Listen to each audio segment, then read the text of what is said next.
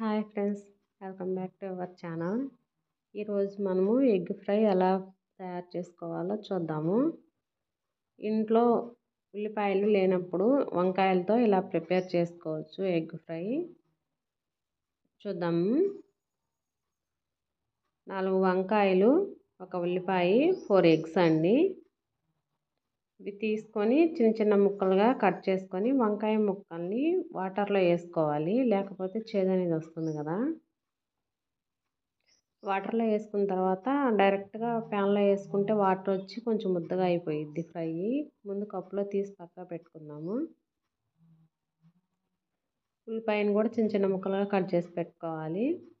నాకు వంకాయ ముక్కలు 1 కప్పు, ఉల్లిపాయ ముక్కలు 1 కప్పు అయ్యాయి. మన ఇష్టం అండి, అచ్చం వంకాయ ముక్కలతో కూడా ప్రిపేర్ చేసుకోవచ్చు. పోపు దినుసులు, పచ్చిమిర్చి, కరివేపాకు పక్కన పెట్టేసుకున్న తర్వాత ఇప్పుడు ముందుగా మనం ప్యాన్ తీసుకున్నాము.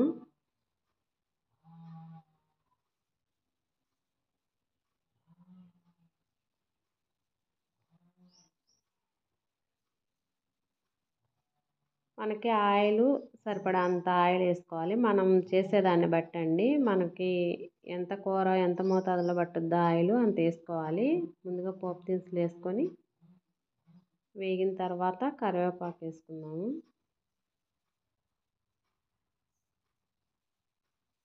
పచ్చిమిర్చి అండి, పచ్చిమిర్చి ఫ్రై అయిన తర్వాత కరివేపాకు వేసుకొని ఇప్పుడు ఆనియన్ ముక్కలు వేసుకుందామండి.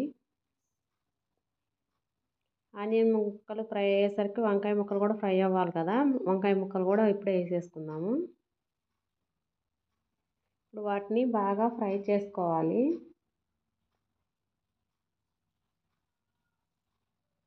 సాల్ట్ వేసుకొని ఫ్రై చేసుకుందాం. మనకి ముక్కలు అనేది సాల్ట్ పట్టుద్ది, ఉల్లిపాయ తొందరగా మగ్గుద్ది కదా ఉప్పు వేస్తే, అందుకోసం ముందుగానే వేసుకున్నాను.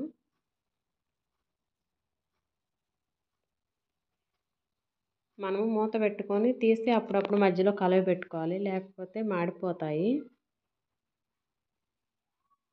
బాగా ఫ్రై అవ్వాలండి, లేకపోతే ఎగ్స్ వేస్తాం కదా వాసన అనేది నీసు వాసన వచ్చింది కొంచెం, అందుకోసం బాగా ఫ్రై చేసుకోవాలి.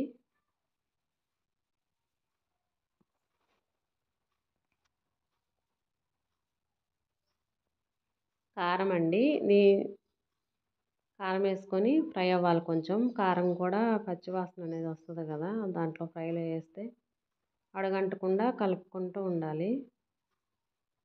పసుపు కారం వేసుకొని బాగా కలుపుకోవాలి ఫ్రై అయ్యే వరకు. ఇప్పుడు ఎగ్స్ వేసుకున్నాము.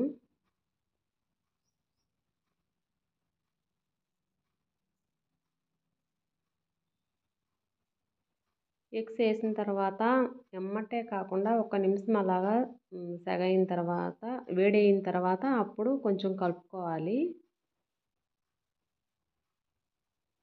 కొంచెం లేట్గా కలుపుకుంటే మనకి అలాగా పెద్ద పెద్ద ముక్కల్లాగా కట్ చేసినట్టుగా వస్తాయి. ఎమ్మటే కలుపుకుంటే మాత్రం పొడిలాగా అవుతుంది.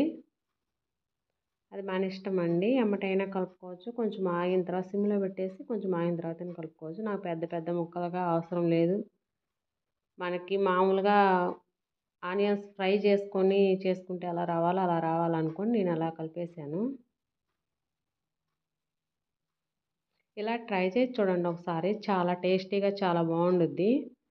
ఆనియన్స్ లేకపోయినా కూడా ఓన్లీ వంకాయతో కూడా ఇలా ఫ్రై చేసుకోవచ్చు.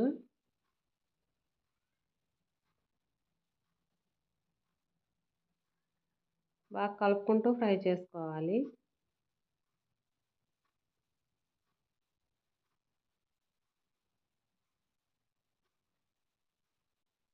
ఇప్పుడు కొంచెం కొత్తిమీర వేసుకుందాము.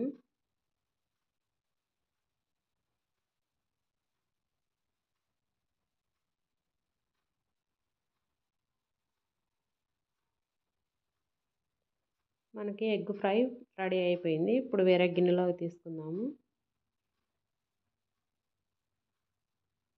ఎగ్ ఫ్రై రెడీ అయిందండి. చూస్తుంటేనే తినాలనిపించే అంత బాగా కనిపిస్తుంది. ఇలా ట్రై చేసి చూడండి ఒకసారి. థ్యాంక్స్ ఫర్ వాచింగ్ అండి.